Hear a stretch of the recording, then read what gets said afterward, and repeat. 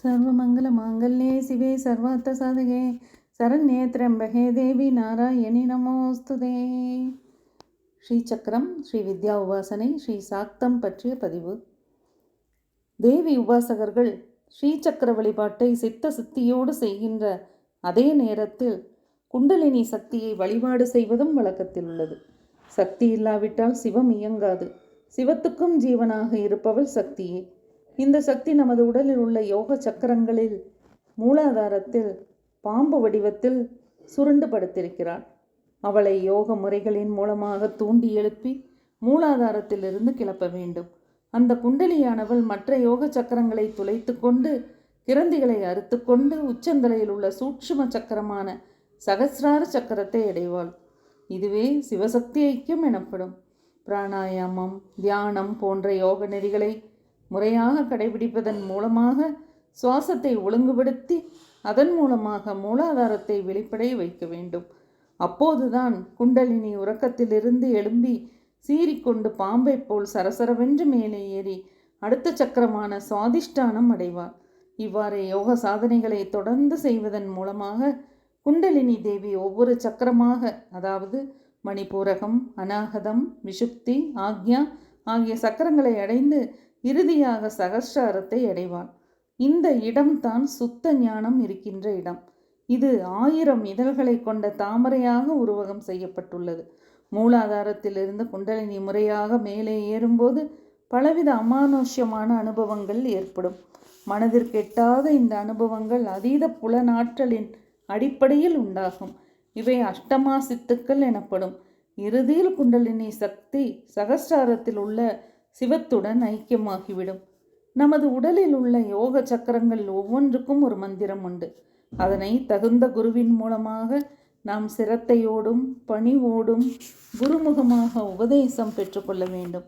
கண்ணுக்கு தெரியாத மின்சாரம் கண்ணுக்கு தெரியும் கம்பிகளின் மூலமாக பாய்வதைப் போல நமது உடலுக்குள் இருக்கும் நாடிகளின் வழியாக கண்ணுக்கு தெரியாத குண்டலினி சக்தி பாய்ந்து சீறி மேலே செல்வதை உணர முடியும். குண்டலினி சக்தி விழித்து கொள்வதை அவரவரே அறிந்து கொள்ள முடியுமே தவிர யாரும் இதை உனக்கு குண்டலினி சக்தி விழித்து கொண்டு விட்டது என்று சொல்லித்தர முடியாது.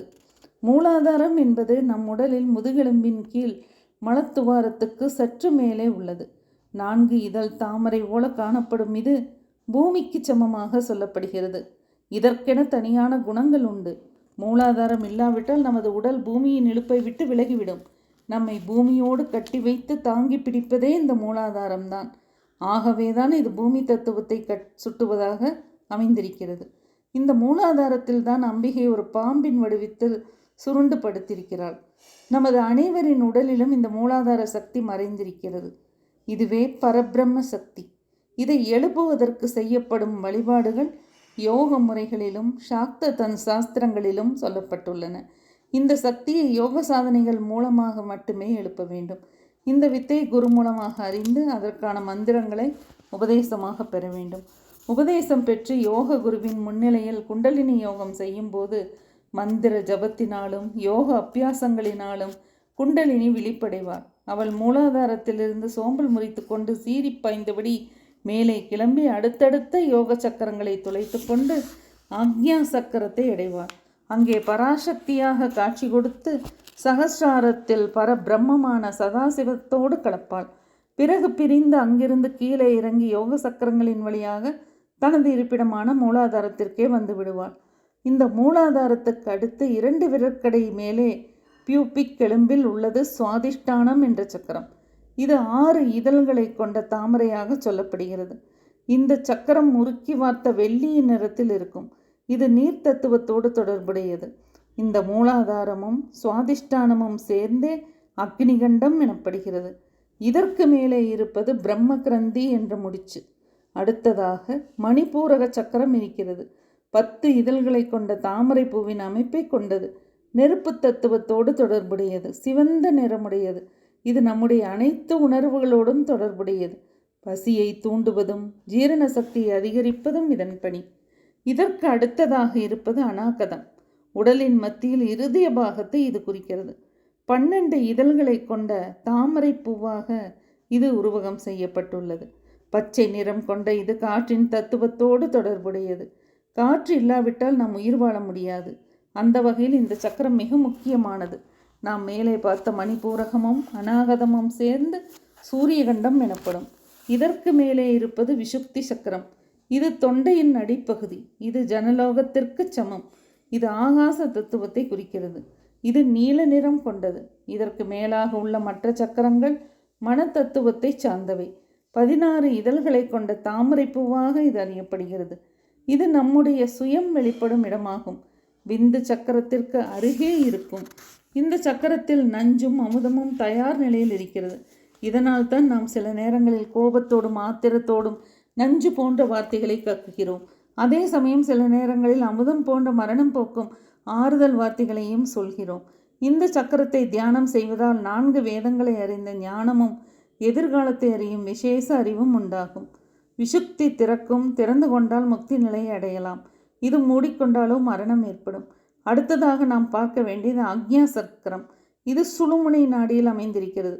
நமது உடலில் புருவ மத்தியில் இருக்கிறது. இதற்கு திரிகூடம் என்ற பெயரும் உண்டு. இதன் அதிஷ்டான தேவதை சிவபெருமான்.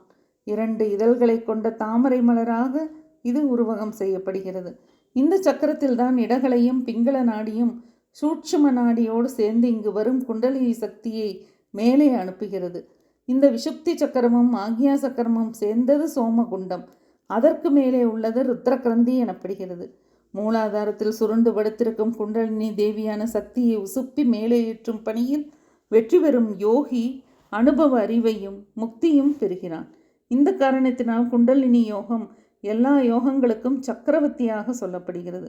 தூங்கும் குண்டலினி எழுந்தவுடன் பல சக்கரங்களின் வழியாக மேலே ஏறி தனக்கொரு வழியை தேடிக்கொள்கிறது. அது மேலே செல்ல செல்ல மனதின் கதவுகள் ஒவ்வொன்றாக திறந்து கொள்கின்றன. எல்லா வகையான துன்பங்களும் ஆசை, கோபம், காமம் போன்ற குணங்கள் நீங்குகின்றன. யோகி பல விசித்திரமான தோற்றங்களை காண்கிறான். இன்பம், ஞானம் இவற்றை அனுபவிக்கிறான். இவ்வாறாக மூலாதாரத்தில் உள்ள குண்டலினி சக்தியை யோக ஆற்றலினால் மேலே ஏற்றி சகஸ்ராரத்தை அடையச் செய்யும் போது பல வகையான சித்திகளை அடையலாம். இந்த செயலில் வெற்றி பெற்ற யோகி யோக ஏணியில் உயர்ந்தபடியில் ஏறி நிற்கிறான்.